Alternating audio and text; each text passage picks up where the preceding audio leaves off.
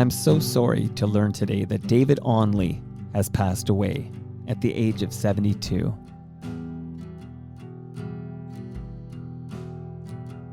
I first knew David Onley as a fixture on City TV, first as a weather reporter, before he moved on to cover science and technology stories. David was afflicted with polio as a young child, and that left him partially paralyzed. He was the first differently abled person I remember seeing on television on a regular basis.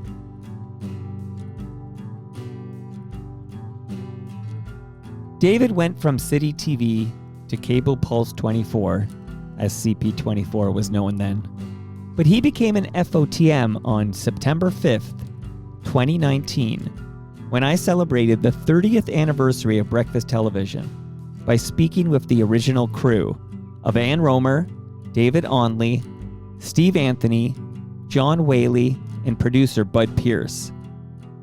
You can hear that episode in its entirety by searching the Toronto Mic'd archive for episode 505.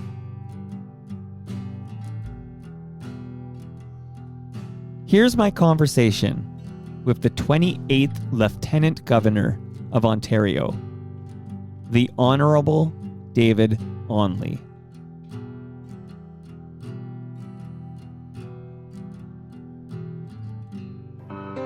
"30 years ago today, this exact day, September 5th, that's today, right? I mean, can't lost track. So it was a Tuesday morning right after Labor Day. Right. We did our rehearsals on Labor Day.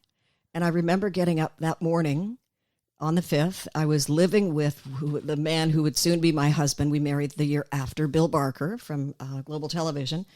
And I left him snoring in bed. And I remember putting the key in the lock as I was closing up the front door and thought, this is either going to go really well or really badly. I know that feeling. Oh. What time did you wake up that first day? Do you have that memory? I don't think I went to sleep.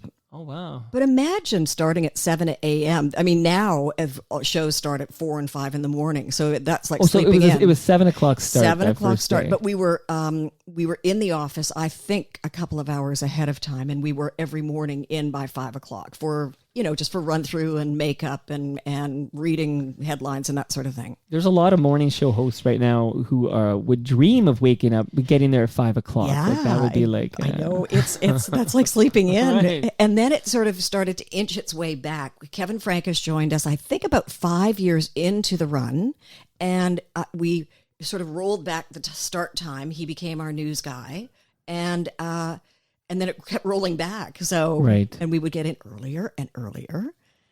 Give us right now, for the record, the opening day on-air host lineup of Breakfast Television 30. Like, it was yourself, of course. Who was joining you that first day on the air? I have no idea.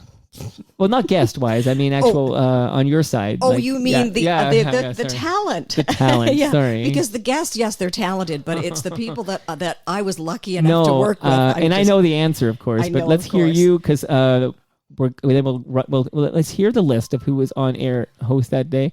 And I should tell the people, that your phone is connected to the. Well, it's one of the people that we worked with. Well, answer it. Do you want to answer it? Yes. Let's do this. Exciting. Hello. Hi, Ann. How are you? We're live right now with Mike. How are you, David Onley? Good. Good. Just wanted to make sure that I was not supposed to call you at 2 o'clock. No, but here we go. We're live, and shall we carry on, Davey? Now, Mr. Onley, this is Toronto Mike. We've never met, but what an honor it is to speak with David Onley. Grew up watching you. I don't know if you want to hear that or not. I know it could be an insult, but... Oh, no. Thank you. It's a real privilege to be on the show, especially on such an auspicious occasion with one of my dear friends. The 30th, Ann Romer. Yeah, well, Ann Romer. I just finished asking Ann, who was her co-host, like who co-hosted with you the first day, which was 30 years ago today, and you were about to say the name David Onley. David Onley, yes. And I wonder, David, are you able to move off speakerphone? I don't know whether that would, because it's kind of reverberating just a little bit your audio, and I love hearing you just loud and clear. Okay. Let me just get to my desk. Okay, you carry on, and I'll tell tales out of school while you're getting organized. Actually, even better. and I think David will hear this. This is kind of a exciting feature here of the Bluetooth channel, but I'm going to play a very short clip of David Onley from City TV. Okay. So this is David Onley in 1987, so before breakfast television. Hi, I'm David Onley. Behind me is the new City Pulse weather system, and here's what it can do. Our Kavoris computer has exclusive state-of-the-art satellite pictures, easy-to-understand computer graphics, and most important, it's accurate. Check it out, only on City Pulse, every night at 6 and 10. Oh, that's brilliant. That was 1987. So 2 years before, he was the news anchor for breakfast television. He was Mr. Weather Extraordinaire. Such a smart man and a scientific man and a kind man. Oh, thank you. Oh, I thought she was talking about me. Sorry. Something else. Now we're still hearing you sort of reverberating. Mike, how are you doing? Oh, I don't mind it. It's authentic. I can make out every word, so I'm okay with it. Very good. Well, I'm just moving to the my desk. Okay, good. Okay, very good. Very Okay. good. And so while David is doing that, the other members of the team, the originals, as I call them, the Fab Four, as I like to refer to us, David Onley, news anchor, Steve Anthony, Live Eye guy, and John Whaley, floor director / sportscaster. So it was this kind of brand new role that was introduced 30 years ago. Now, so of course we want to hear from David now. Thank you, David, for calling us. This is fantastic. But just to let people know, the plan is during this episode where we reminisce about breakfast television, the plan is to make phone calls after we talk to David. We're going to talk to Steve Anthony, and the original producer's name is Bud Pierce. We're going to talk to Bud, and we're going to talk to John Whaley, which is really exciting. So that's the plan. But for now, the spotlight is on David Onley. Very good. Perfect. Oh, David, you sound fantastic. Well, thank you. It's going to take me about another 30 seconds to get there. So. Okay, very good. And Mike, may I say that this is an exclusive? There isn't anyone else on the airwaves or podcasting or anything like this that has the original four, plus the producer of the show, Bud Pierce. Honestly, it's an exclusive. When I look back, this is why I started this up several years ago, was for this moment. It's because we have the forum now, and we have this, and people like yourself can come in, and we don't have to worry about who's employed by who. None of that matters. We can actually just put together some colleagues and talk about, reminisce, if you will, about the good old days. I should probably, while David's getting set up, explain how this happened. I had heard that City TV was going to celebrate on September the 6th, and that's not the correct date. It says that online, but you don't always believe what you read online. We were there. It was September the 5th. And so I reached out to you. I hadn't heard from City TV at that point, and they had the wrong date. And I thought, well, I want to pay tribute to our show and show it the respect that it deserves. So I reached out to my good friend, Mike Boone, and said, could you give us a shout out on September 5th? And you said, I can do better than that. A shout out. I said, breakfast television turning 30 deserves more than a shout out. It deserves its own episode. And I couldn't believe we were able to put it together for the exact day. You did it, my friend, and thank you. Couldn't have done it without you, Anne. Come on. Wonderful. All right, it sounds like David is ready to go. It takes you back to live TV days. He's almost ready. Yes, very good. The right end of the house when made the call.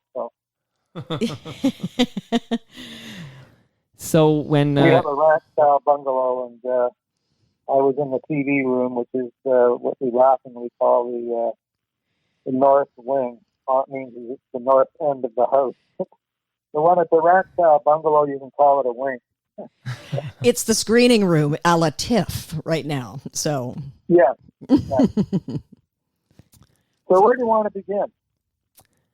Can we talk about, I want to hear both of you on this, but I'm interested in, when were you made aware that this project existed at Chum City, that they were thinking of doing a live morning show? What is the true origin, and when and how did they approach you about being the first co-hosts? Just bury me in some of that great detail from 30 years ago. And do you want to start? Or, Well, there should be some definition in this. I was the host. David was the news anchor. So we each had titles. We weren't co-hosts. But we were best friends now. But we each had our roles to play. So I was the host. David was the all-important news anchor. That, to me, is the integral part of a solid, friendly, exciting morning show. It's good news anchoring, and David did great news anchoring. and I think the thing we have to take into account is that back at that time, morning television was unbelievably boring. It was essentially your middle of the afternoon, Sunday afternoon news magazine type shows. I remember very clearly taking off the last 2 weeks of August in '89 on vacation, and deliberately to adjust my body clock to getting up early, and each morning and watch morning television. At the time, in terms of Toronto, Greater Toronto area, it was exclusively Canada AM. I mean, you could watch the Today Show or Good Morning America or whichever it was on at that point. I don't recall, but I ended up watching Canada AM, and the very first day that I tuned in, about 2 weeks before BT went to air, they opened the show with a 25-minute debate on abortion. Oh, dear. Yeah, have a nice morning. Have a nice morning. Yeah. And 25 minutes. Yeah. Started at 7:05 and went straight through to 7:30. And at 7:30 they had the news. Excuse me, and the recap of the news. The news was a recap of what they had spent the previous 25 minutes discussing. And that's all there really was available. David, do you recall that the idea behind this show, as per Moses Neimer and Bud Pierce, was radio on television? Give people information, but don't tie them down. And also some levity, but also some, some serious. If the news is serious, then it's serious. But also news that you can understand and move on, have a little fun, and then you're out the door with everything essentially that you need in order to make your day a little more pleasant. That's very true. Very true. And I remember on the day that it was announced to the general media, and there was a media conference at the front of the 299 Queen Street West building where the different shows were held, and where a good portion of what you did on BT was held, but not the studio portion, where Deanie Petty's show went to air. And I remember we had it there, and a question was posed to Moses of, well, why do you think this is going to work, having humor and entertainment in the morning, and, why not just a steady diet of news? And he said, well, and I'm paraphrasing here, but he said, despite all of the things to what's going on in the world, essentially we have it pretty good. And by and large, there's a lot more to be happy about and entertained about than there is to be worried about. Yeah. What was that effect? I hope that somebody recorded that somewhere, because it was a great. That's very astute. Statement. Yeah. Yeah, very astute, and it gave us kind of a bellwether for on how to proceed. But Lord knows we had some very strange entertainment. and demonstrations. And demonstrations and the quad dancers and and some groups that came on that we have dubious titles that in retrospect you just wondered whether this was straight out of the Gong Show and whether or not they just made it up. In order to get on BT. It always ended well. Yeah. Do you remember that Bare Naked Ladies had their television debut on breakfast television? And we should qualify that as being the group. How do you know? Maybe it was the other two. Could have been, but even for BT, that would have been a bit of a stretch. So. Yeah. Here's what I remember. People poo-pooed the show prior to it. Even some of my closest friends and my soon-to-be husband kind of said, Are you sure you want to do this? It's just not going to, it might not work. It's probably not going to work. And honestly, David and Mike, I think it was just our families watching and our close friends for the first little while. We were hash marks. We didn't have any ratings. And no, there were no ratings. No, not for the first while. And not then for all the of a first sudden, it just started to climb and climb and climb. Yeah. I wonder why. And, well, I think it was great programming by and large. Bud can talk about that when he gets on the line, Bud Pierce, and our dear friend Rick Crocious, the associate producer, who passed away a few years later, tragically at a very young age. And but he had a good eye for entertainment. And you always knew there was going to be something a little bit different, a little bit goofy on breakfast television. But you also got the news, the weather, the traffic, everything you needed to get going and out the door. And that was kind of the radio portion of what they were trying to do. I believe it was also based on, loosely on a show in Great Britain. Might have been called The Big Breakfast. Right. And I think that might have been, it's sort of the germ of the idea, and then it just blossomed. The other thing is, and I say this with the greatest respect, they put together a team of just regular people. I'm a regular schmo. Yeah. I've always said that to you. I'm a regular schmo. I've always disagreed with her. David is a regular schmo. Steve Anthony is a crazy regular schmo, but a big heart. And John Whaley, regular schmo. Just real people, not sitting with stuffed shirts and perfect hair and sometimes not so perfect grammar and so on. It was just people that you would be comfortable waking up with. Now, David and Ann, sorry, David. That was a consistent pattern. It was very true. And, even the opening music with the trumpet, right out of the military. Would you like me to hum a few bars? Do do doodle do do do do do do do do do do do do do do do do do. That was the first bit of music that came out of that show on that day, September 5th. And that for the length of time I was there, 12 years, that certainly was the wake up music. Yes, it was. And I recall how, they shifted and got different trumpeters, different groups to do the opening. And then when live bands started to become fairly regular, one of the deals was that we would oftentimes get the band to open the show.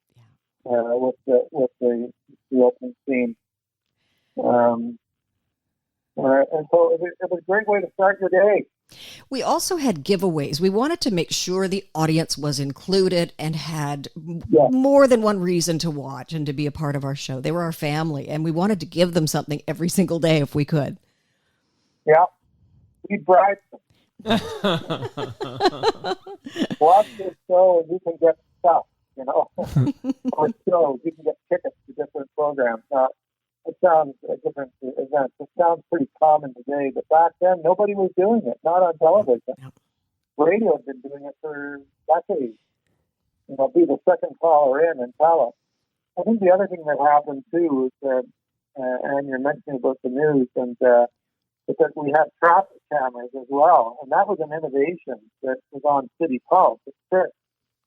But people trying to get to work in the morning, we were showing them where the traffic jams were. And it wasn't like today where everywhere is a traffic jam. I mean, back then, more than 30 years ago, there were ways of getting to work.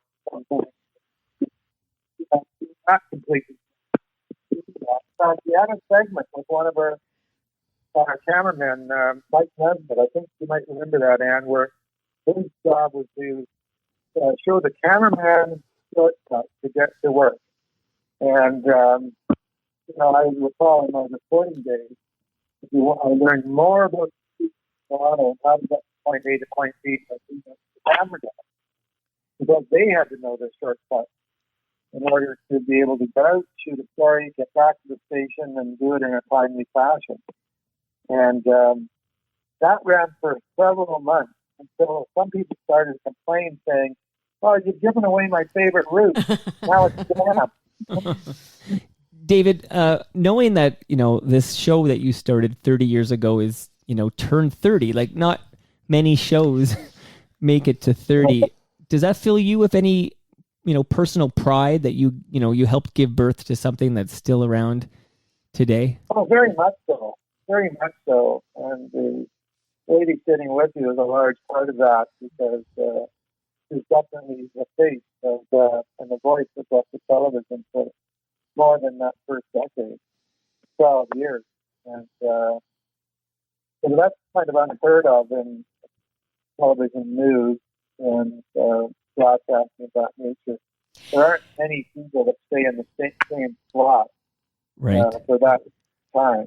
I moved after 5 years to do education reporting for City Pulse. So I'm glad I did, because by that point, our youngest son was 5 years old, and he was tucking me into bed. Telling you bedtime stories. That's right. What is wrong with this picture with a kid going to kindergarten and tucking his dad to bed? Because, people say, well, how do you get up so early? And the answer was, well, it's completely exhausted. It's falling asleep at supper time at 6 o'clock or even 5:30. You go to bed early. And so I recall meeting Don Gaynard and Aaron Davis at a cancer fundraiser at the TV Center. It was a lunchtime event. You could never get anything after midday, unless you could possibly avoid it. And they were both on CHFI, I believe, at the time, during the morning show, and their morning show. And so we got talking, and the question was, well, what time do you get up to do the show? And back then, both BT and their morning show started at 7 a.m. And I said 4:17, and John said 4:21, and he said 4:32, and we all laughed. So true. Yeah, because you would just push it to get to sleep to the last minute. Yes, and 3 alarm clocks. Every minute counts at that point. That's for sure. Yeah. May I say something to David Onley as we wrap up, because I'm so happy to have heard your stories. You and I have been best friends for a long time, and we have been through a lot together. But these are some stories that I had never heard from you. And so what a delight to hear that. You were the best news anchor on breakfast television. You were the best Lieutenant Governor of Ontario, and you are my best friend. Thank you. That was beautiful. That was great. No, and thank you so much for doing this, David. You're worthy of a 3-hour deep dive unto yourself. So we'll save that for another day. But thanks so much for calling. That was incredible. Thanks so much. A privilege. Thank you for doing this. And David, shall we say? Not the six. So shall we say what we normally say? Toodles poodles. Later, Gator. Bye, David. Thank you. Bye-bye. Bye-bye. Bye-bye. Bye-bye. Bye-bye.